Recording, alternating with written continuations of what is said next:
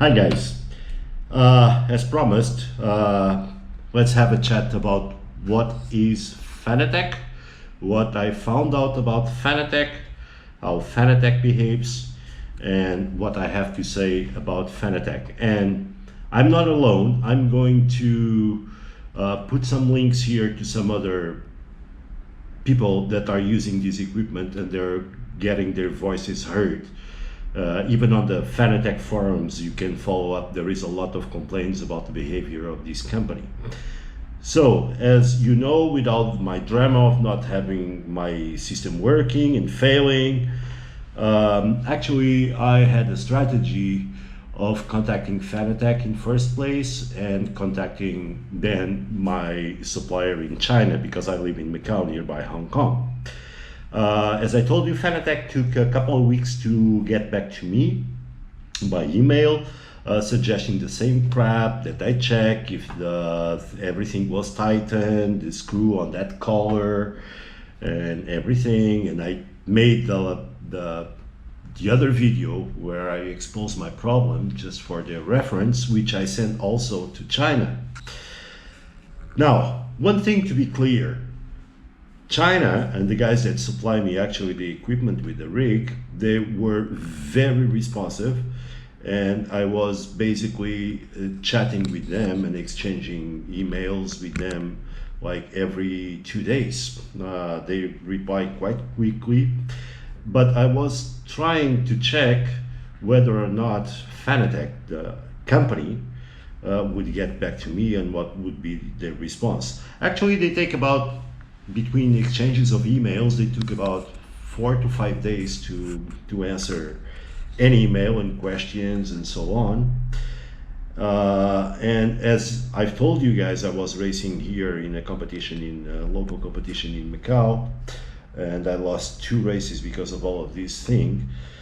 And fortunately, the competition here in Macau got a little bit delayed because of some other affairs, which actually worked out that I only missed 2 races. Anyway, China was very responsive, and I ended up sending my equipment to China. When it got back from China, they told me, hey, probably it was the screw, it was not well tightened, as I said in my previous video, which it was, and the failing kept happening. I got immediately back to them and say, hey, this is failing. And actually they open up to me and say, hey, Paul, the problem is that this QR1 light that is on the wheel, it's a very bad piece of equipment, and we strongly advise you to upgrade it either to the QR1 metal or the new QR2, and that's the option that I ended going for. I've done a lot of research, and a lot of people complain about this QR1 light. This is a defective piece. This is a piece of junk. But I will address this later. Okay, regarding Fanatec, we keep on going on. While I send it already in China, but I never told Fanatec about that because I wanted to see their reaction. And actually they ended up asking me to send everything to England and at my own cost. And then they would give me a quotation on how much it would be to repair. And if I wanted to repair it, I would pay the fee. And if I didn't want to repair it, they would either return it at my own cost or they would throw it away. But my equipment is under warranty. And that's when I finally, after weeks and weeks of being exchanging emails with them, because every 4 days, 5 days on going and coming back, they were clear to me that if you buy any Fanatec products from other sources but them, they don't honor the warranty. I've done some research. This is on their warranty terms. They say that they're not responsible for third parties. This is a bunch of crap. This is bad faith on the warranty of the company because we are buying original products. It might not be directly from them. Now, one thing is for sure.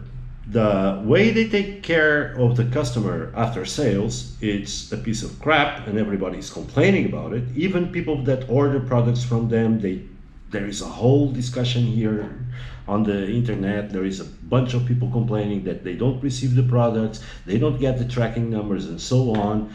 So it's a piece of crap. And the only justification I find for them to take so much time to reply emails and to give support, either they're a really piece of junk of company, which I believe they are, or they're so busy with complaints from everyone that they don't care, or they just put priority on sales and they don't care after sales. This is absolutely ridiculous. Now, we get advertised that Fanatec is made in Germany, it's Germany company. Not true.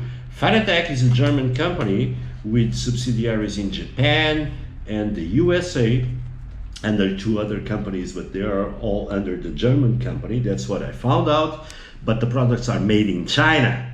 So I believe that the people that I was talking with in China, after all, is the people that make Fanatec products, and they know best. And that's why they told me this is a piece of crap. Now, I bought the products and it came pre-installed with this. I even know that on this Black Friday sale, Fanatec was selling the new DD with a DD bundle, and it's amazing because they keep on putting these QR1 light together and mounted with the wheel that they sell. This is a piece of junk. This is a defective product. I don't know if it's a problem of manufacturing or a problem of design. I think it's design. They know it. And proof of this is that if you see all the streamers, the sim racing streamers, you never see them using this. Because usually when they use Fanatec, a lot of them, Fanatec sends them the products, but they send them with the QR1 metal, or nowadays the QR2, but this is not for all the users, for all the people that buy their products, which is really, really dishonest. Okay? So I think they should be liable because they supply a defective product. This is a defective product. I should never have to buy the QR2, or at least I could have bought the QR2 at a huge discount, or they should have replaced these for free with the QR1 metal, because that kind of works, or works at least way much better than this. Okay, so I think Fanatec is a dishonest company that doesn't take care of customers, that doesn't give good service, even though the products are okay, except this one, which is a piece of crap, and they should be liable. That's why I say they are dishonest, because they should be liable. They should have recalled this product and replace it for free with the QR1 metal, or give some option right now. Recalling is what happens with cars. That's what happened with BMW's cars. I drive a BMW car. That's what happened even with Ford and other brands of cars, that they often call back the cars. They have a recall on the cars if they find out, even after years, that the car had some part that was a defective part.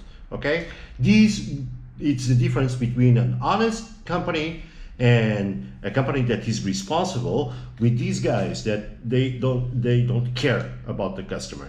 These should be recalled, they should have replaced.